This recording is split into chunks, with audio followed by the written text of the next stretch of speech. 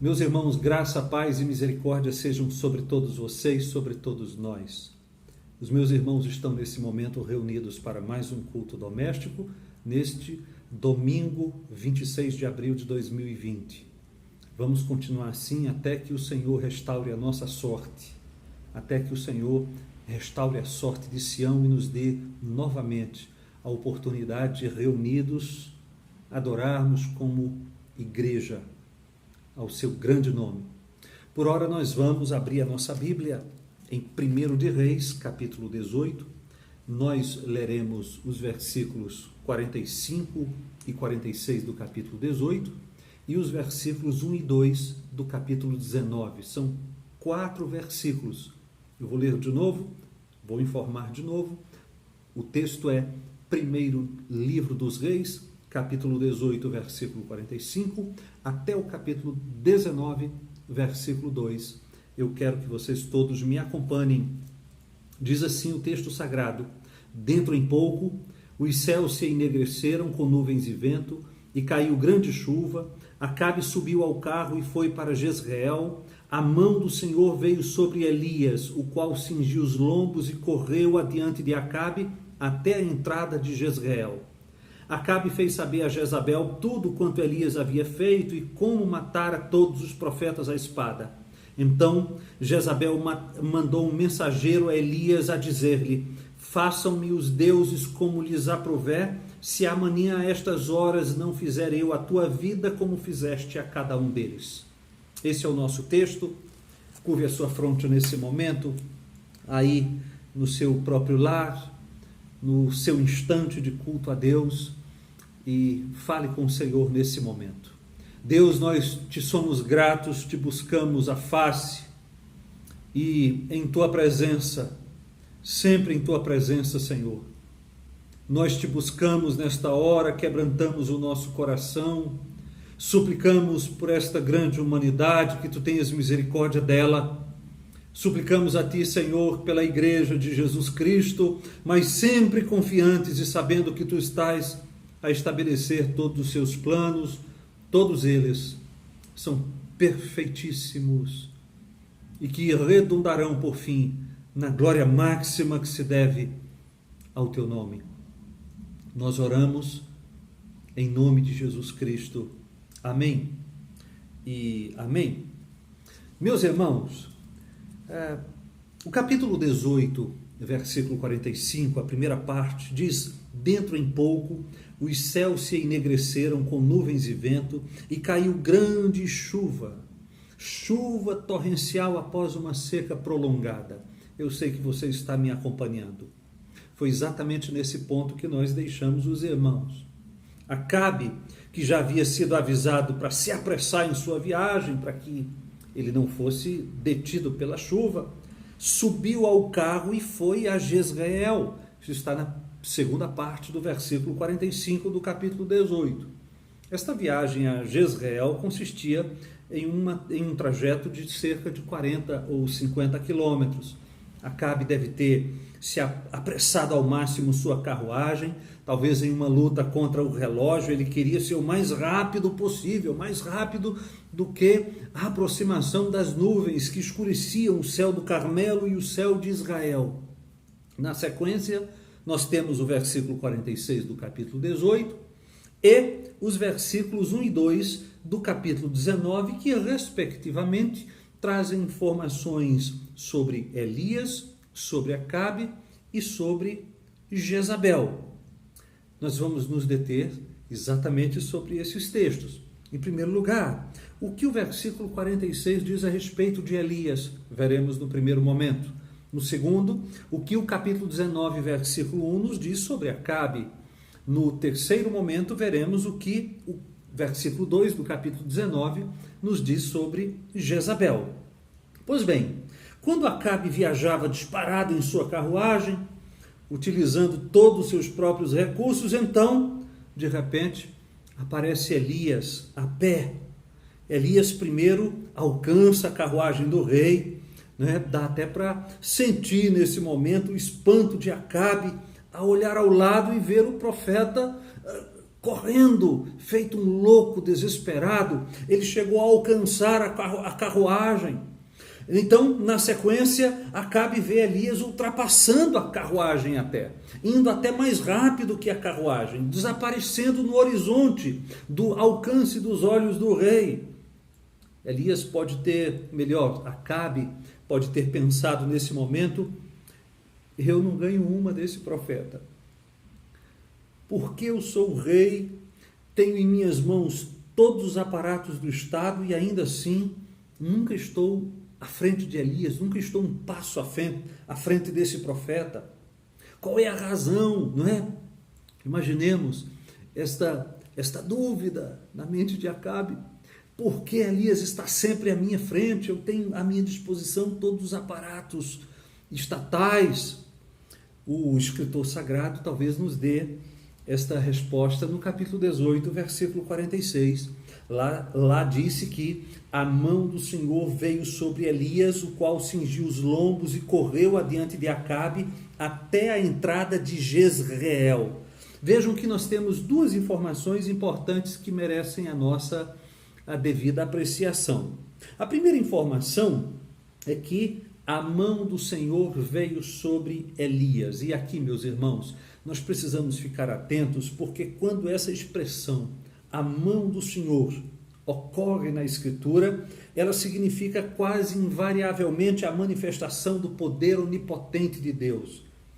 Leamos, por exemplo, Isaías capítulo 44, versículo 13, onde se diz: ainda antes que houvesse dia, eu era, e nenhum há que possa livrar alguém das minhas mãos. E então o Senhor continuou por meio do profeta: agindo eu, quem o impedirá? Veja que é sob essa mão potente de Deus que, segundo o apóstolo Pedro, nós devemos nos abrigar. Pedro disse: humilhai-vos, portanto, sob a poderosa mão de Deus, para que ele em tempo oportuno vos exalte. A ocorrência da mão do Senhor em ação indica, digamos, um feito poderoso de Deus em curso com resultados surpreendentes. Lucas escreveu em Atos capítulo 11, versículo 21, o seguinte: a mão do Senhor estava com eles e muitos, crendo, se converteram ao Senhor. Também significa que Deus está agindo e abençoando aquele sobre o qual age com a sua mão, põe a sua mão. O profeta Ezequiel foi guiado pela mão do Senhor após a sua vocação para ver a glória de Deus. Isso está em Ezequiel capítulo 3, versículo 22. A mão do Senhor veio sobre mim e ele me disse: levanta-te e sai para o vale onde falarei contigo. Percebam, meus irmãos, que estar sob a mão de Deus também evoca a noção de proteção e de cuidado. Em Esdras capítulo 8, versículo 31, lê-se o seguinte: a boa mão do nosso Deus estava sobre nós e livrou-nos das mãos dos nossos inimigos e dos que armavam ciladas pelo caminho. Na passagem, a mão de Deus indica o poder sobrenatural que fez Elias percorrer quase 50 quilômetros com mais velocidade que a carruagem do rei Acabe. Lembremos que Elias estava abrigado, não é? Abrigado, eu digo, sob a potente mão de Deus, quando o profeta estava lá no cimo do Carmelo, encurvado para a terra, com o rosto entre os joelhos, enquanto ele orava, pedindo a Deus chuvas. Isso está no capítulo 18, versículo 42. Agora, o profeta está sendo dirigido pelo poder de Deus de maneira extraordinária, guardado sob a potente mão de Deus e sob a sua proteção, vivendo um aspecto maravilhoso de sua bênção. Tem uma ação poderosa de Deus extraordinária acontecendo, e é esta ação que faz Elias correr muito mais rápido que a carruagem de Acabe.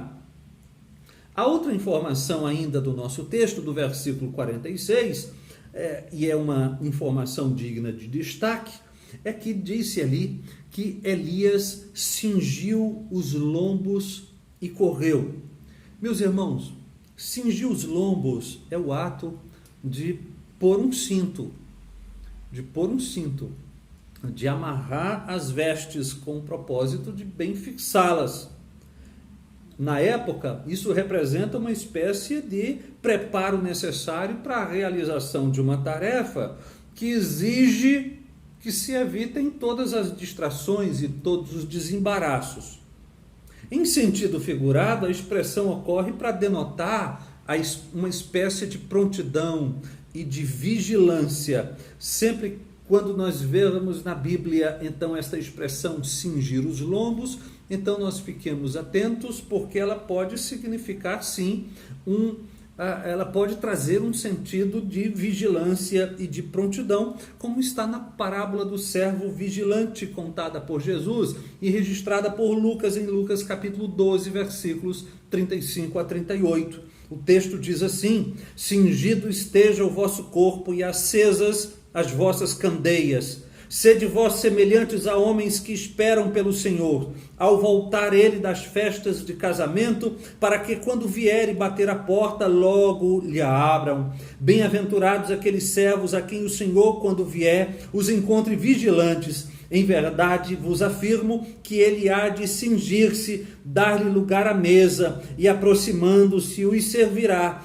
quer ele venha na segunda vigília, quer na terceira. Bem-aventurados serão eles, se assim os achar. Então nós temos esse sentido de prontidão, de vigilância e de prontidão para o serviço. Segundo o apóstolo Pedro, esse sentido figurado também ocorre naquela carta, em 1 de Pedro, capítulo 1, versículo 13, quando o apóstolo diz que nós precisamos cingir o nosso entendimento para nós vivermos vidas santas, porque disse, sede santos, porque santo é o vosso Deus. E para o apóstolo Paulo, meus irmãos, nós devemos cingir-nos com a verdade, dentro daquele escopo da armadura do cristão, para estarmos prontos para a luta contra as astutas ciladas do diabo. Isso está em Efésios capítulo 6, versículo 14. Pois bem, em nosso texto, era Elias, atento ao plano de Deus, se preparando para a corrida.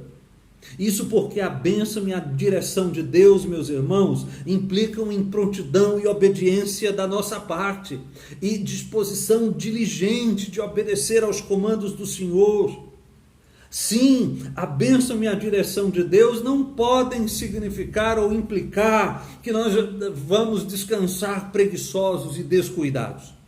A mão de Deus sobre Elias, e Elias se cingindo e correndo, nos dá um retrato fiel de como Deus concorre conosco, concorre soberanamente, não é? Para levar a bom termo seus planos. Aqui, quando nós vemos a mão de Deus sobre Elias e ao mesmo tempo Elias se cingindo, nós temos um quadro lindo que indica que a soberania de Deus não anula a responsabilidade humana, mas pelo contrário, a exige e a impõe. Então, no primeiro momento, capítulo 18, versículo 46, nós temos o profeta de Deus, o servo do Senhor. Ele está debaixo da potente mão de Deus. A boa mão de Deus age de maneira extraordinária sobre ele, e ele, de forma sobrenatural, corre mais velozmente que a carruagem de Acabe, chegando inclusive primeiro em Jezreel. Agora, quando nós vamos no capítulo 19, versículo 1, nós temos aqui uma menção a Acabe. Acabe, por sua vez, segundo esse versículo 1 do capítulo 19, diz ali, fez saber a Jezabel tudo quanto Elias havia feito e como mataram os profetas à espada. A primeira ação de Acabe ao chegar em Jezreel foi informar sobre os eventos do dia a Jezabel, sua esposa pagã. E esse aviso de Acabe, digamos, esta iniciativa de Acabe, merece, de nossa parte, pelo menos 3 considerações. Em primeiro lugar, nós temos aqui que, inacreditavelmente, meus irmãos, Acabe omite completamente a intervenção divina no Carmelo. Não esqueçam, os meus irmãos, que Deus havia dado a Elias o passo a passo daquele dia. O soerguimento do altar de 12 pedras, vocês se recordam? A vala em torno do altar, o próprio altar e o holocausto, tudo encharcado d'água. Também lembremos-nos que Deus fez fogo descer do céu e consumir o holocausto, o altar de pedras, inclusive lamber o pó. E mais ainda, o fogo lambeu a água da vala. Ainda recordemos nós que Deus mandou chuvas abundantes que quase impediram a viagem do rei a Jezreel. Some-se a isso a atitude de Elias. Elias, em momento algum, deu a entender que o poder operante naquele dia pertencia a ele em qualquer medida. Vejam que Elias orou para que ele fosse reconhecido como servo de Deus. E disse lá no capítulo 18, versículo 36, que ele apenas havia feito tudo conforme a palavra do Senhor. Logo em seguida, nós encontramos Elias humilhando-se na presença de Deus, mais uma vez eu repito, encurvado-se para a terra, com o rosto entre os joelhos. Vejam que aqui não há em Elias, em suas palavras, em suas orações, em seus gestos, em sua devoção, em sua piedade, nenhuma sugestão que indicasse que ele fosse o responsável por quaisquer daqueles portentos do Carmelo, em qualquer medida, muito menos pelas chuvas abundantes que tinham caído. Mas Acabe, inacreditavelmente, disse a Jezabel que tudo quanto houve era tudo quanto Elias havia feito. Você pode ler no seu texto. Acabe fez saber a Jezabel tudo quanto Elias havia feito. Deus não é considerado nos pensamentos de Acabe. Aqueles feitos, meus irmãos, para Acabe, não soaram como Deus chamando ao arrependimento. Aqueles feitos não chegaram aos ouvidos nem à percepção de Acabe como uma espécie de tentativa de convencimento de Deus, no sentido de que Deus o queria levar a compreender que Deus, o Senhor, era o verdadeiro Deus e não Baal. Vejam que tudo podia ficar apenas no campo do debate político. O responsável por tudo era o inimigo do rei e, por isso, o inimigo do Estado. Os meus irmãos estão me acompanhando? O que Elias disse? O que Acabe, melhor, disse mesmo a Jezabel? Vou contar para você tudo o que Elias fez. O Acabe, não passa pela sua cabeça que aqueles feitos não eram os feitos de Elias, porque você interpreta tudo como apenas ação humana, como para você tudo é uma crise política. Isso acontece, meus irmãos, porque nas cogitações dos ímpios não há lugar para Deus. Qualquer outra explicação, por mais risível e inverossímil que seja, por mais que afronte a razão e o bom senso, é preferível aos ímpios a reconhecer a mão poderosa de Deus guiando os eventos do mundo. Na melhor das hipóteses, para os ímpios, Deus é apenas uma ideia vaga, uma ideia que deve ser mencionada de passagem, dominicalmente, na melhor das hipóteses, nos estreitos limites de um templo religioso e que para nada mais serve. Assim são os ímpios. No pensamento deles não há lugar para Deus. Em segundo lugar, eu quero que os meus irmãos acompanhem comigo no sentido de que Acabe, como qualquer ímpio, em cujos pensamentos não há lugar para Deus, apenas se concentra em causas secundárias e se concentra em instrumentos humanos, quer quando Deus age em juízo, quer quando Deus age com sua bênção. Essa ideia foi destacada lindamente e com a máxima relevância para os nossos dias por A.W. Pink. Pink disse assim, se um homem de ambição insaciável é um instrumento divinamente usado para castigar nações carregadas de iniquidade, esse instrumento se torna objeto de ódio geral, mas as nações não se humilham diante daquele que impunha aquele juízo. Se um Whitefield ou um Spurgeon são levantados para pregar a palavra com poder excepcional e grande bênção, eles são adorados pelas massas religiosas e os homens falam das habilidades deles e dos seus convertidos. Note como é que funcionam os homens em geral, como funciona a mente ímpia.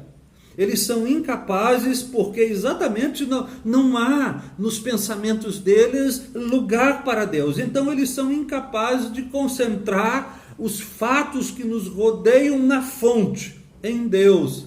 Eles ficam sempre satisfeitos em considerar as causas secundárias. Foi exatamente isso que aconteceu com Acabe. Primeiro, Acabe responsabilizou Elias pela seca. Vocês se recordam disso?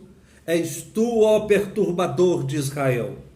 Ao invés de reconhecer que aquela grande calamidade era Deus tratando com o pecado da nação, Deus cumprindo a maldição do pacto que havia feito com o povo. Depois, Acabe continuou responsabilizando Elias, mas agora pelo fogo do Carmelo, pelo extermínio dos profetas de Baal e pelas chuvas. Vocês sabem por quê? É como dizem os salmos, em mais de uma ocasião. Salmos 10, versículo 4, o perverso na sua soberba não investiga, que não há Deus, são todas as suas cogitações.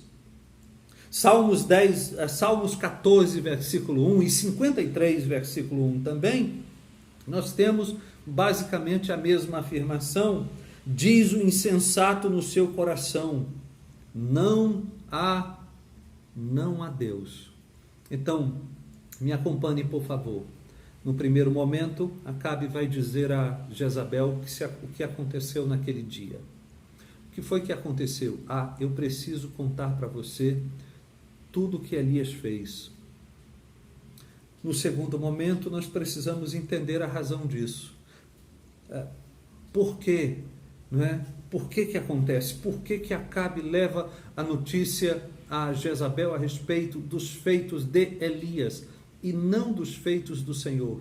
Apesar da boa mão de Deus, da poderosa mão de Deus ter se manifestado tão claramente no Carmelo, ainda assim, Acabe diz a Jezabel a respeito dos feitos de Elias, porque assim é a mente ímpia. A mente ímpia está sempre concentrada nos fatores secundários, nos instrumentos humanos. Se uma bênção acontece, então nós queremos saber qual foi o homem por meio do qual Deus trouxe tanta bênção. Se o juízo acontece, então nós queremos saber quem é o responsável pelo juízo, porque nós queremos ter ódio. Ou nós nutrimos ódio pelas pessoas que são instrumentos do juízo de Deus, ou tendemos a idolatrar as pessoas que são instrumento da bênção de Deus, mas nunca passamos disso, nunca chegamos a, no momento de juízo, dobrar os joelhos, arrependermos. Nós queremos ficar sempre com as questões mais superficiais e fugir daquele chamado mais profundo para dobrar os nossos joelhos e confessar os nossos pecados. Que pena, não é? É o ímpio, o perverso, que na sua soberba não encontra em suas cogitações lugar para Deus. É o insensato de coração que diz, não há Deus, eu não estou vendo Deus em coisa alguma aqui. Os culpados são alguns homens. Pois bem, essa forma de responsabilização de pessoas, de voltar o ódio contra pessoas, impede de nós vermos o grande Deus regendo todas as coisas e nos impede de nos lançar aos pés dele, de dobrar os joelhos ante sua face. Em terceiro lugar, vejamos aqui como é possível, meus irmãos, nós usarmos os mesmos fatos, mas de modo completamente distorcidos e para o mal. O texto diz que Acabe fez saber a Jezabel tudo quanto Elias havia feito e como matar os profetas à espada.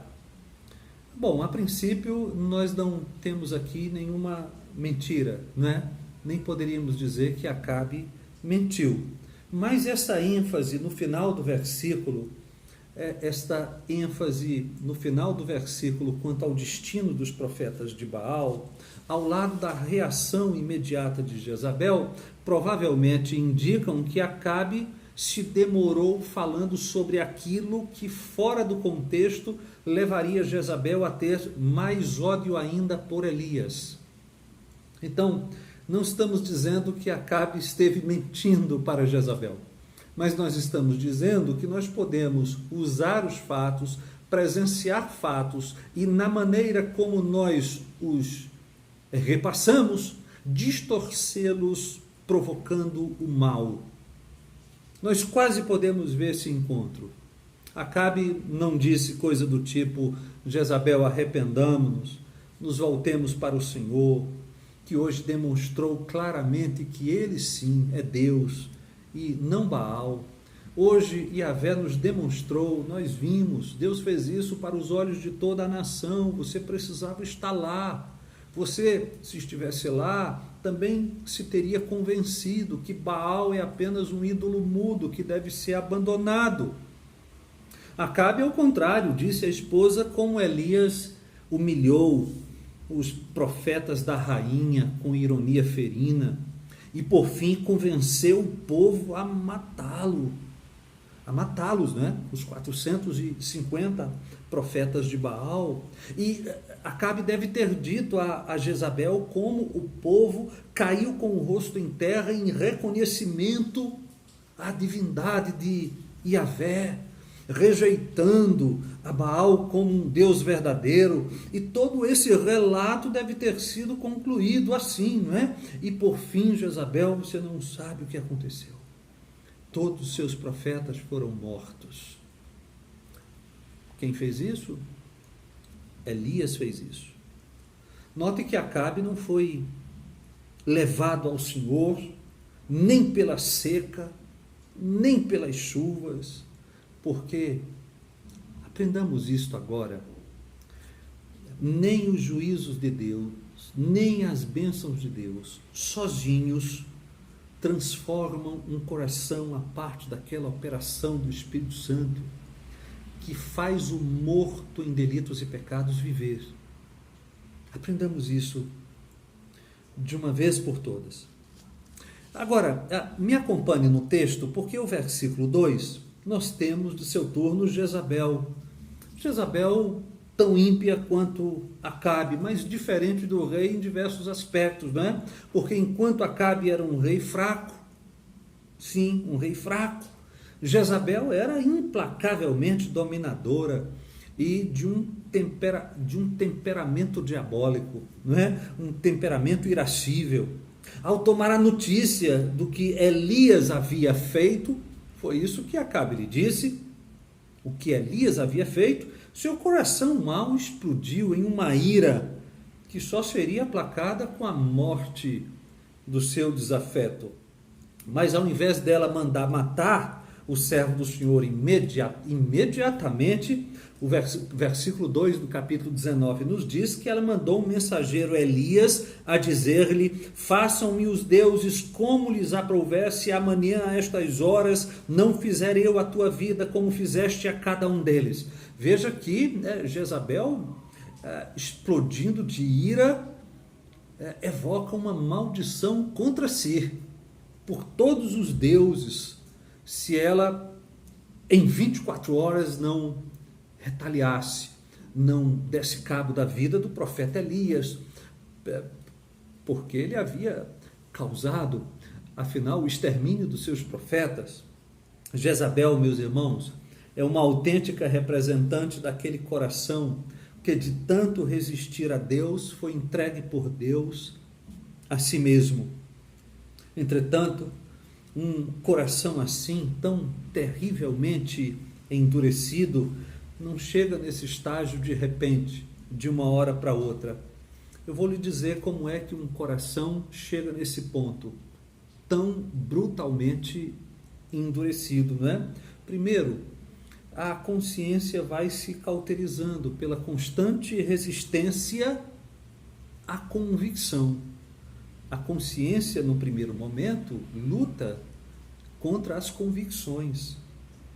A luz recebida vai sendo rejeitada, até que aquelas coisas que deveriam quebrantar, produzir humildade, contrição de espírito, arrependimento, elas passam ao contrário a endurecer ainda mais, ao ponto de provocar uma reação violenta, hostil, perversa. Se Jezabel pudesse, tal era o estado degradante da sua alma, ela teria matado Deus, ela teria matado Yahvé, a quem no íntimo ela reconhecia como responsável pelos feitos do Carmelo. Mas ela não podia matar Deus. Como ela não podia matar Deus, ela decidiu matar o servo de Deus. Então, olha como é que está aqui o nosso texto. Capítulo 18, versículo 46, ali está Elias, o homem que corria velozmente sob a potente mão de Deus. No capítulo 19, versículo 1, nós temos Acabe, o homem cujos pensamentos não há lugar para Deus. Tudo que ele tinha a contar naquele dia para sua esposa foi o feito de Elias. E agora no capítulo 19, versículo 2, nós temos Jezabel, o coração que explode em violência brutal, cheio de ira ante o anúncio dos feitos do Senhor. Eu não sei se os meus irmãos estão compreendendo e acompanhando bem, mas os fatos eram os mesmos, mas as reações a eles eram muito díspares, muito diferentes umas das outras. Isto acontece.